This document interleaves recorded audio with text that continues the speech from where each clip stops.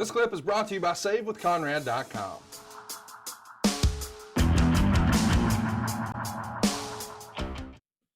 Let's do another one here. This is from the man of the 90s. He wants to know, is there a habit you picked up in your career that's been tough to break?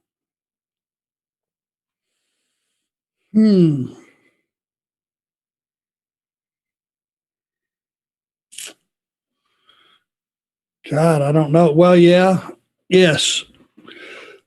Since we were always, for the last 38 years since I've been in the business, basically, if you're in the wrestling business, you work second shift and about half a third shift, to put it in layman's terms.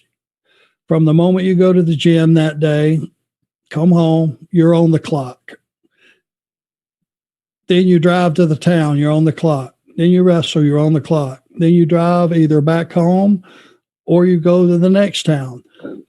And you're looking at, 12, 14-hour days. Fact is, you're always awake 2 or 3 in the morning, no matter what, somewhere in that time frame.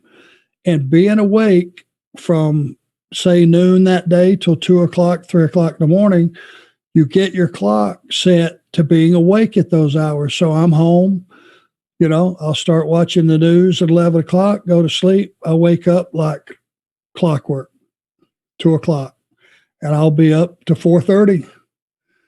It's hard to get a good night's rest when you're just being woke up by your own internal clock.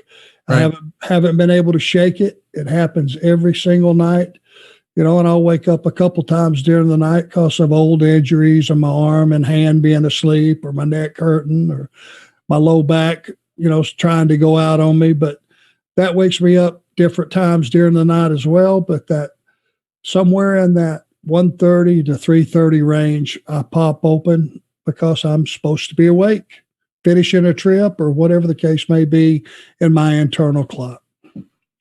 Harold of Galactus says, any good stories from Dayton, Ohio, specifically Hera Arena? This comes up because just recently they took that arena down, sadly. I know that, I don't know why, but we always ran that town in the winter. And it was one of those towns that had a very small airport and very few flights. That may not mean anything to the average Joe sitting home listening to this, or the gentleman that asked the question, but it just seems to snow a lot there. And we always ran it in the winter because the houses were good, because nothing else was going on. When there's snow on the ground, people will come to a wrestling match as long as the roads aren't closed or it's ice or foggy. But if it's just snow, we usually have a good house. And the problem is, you wake up the next morning, the airline is not as agreeable. And if you missed a flight out of Dayton, sometimes it would be 4 or 5 hours before you would be another one.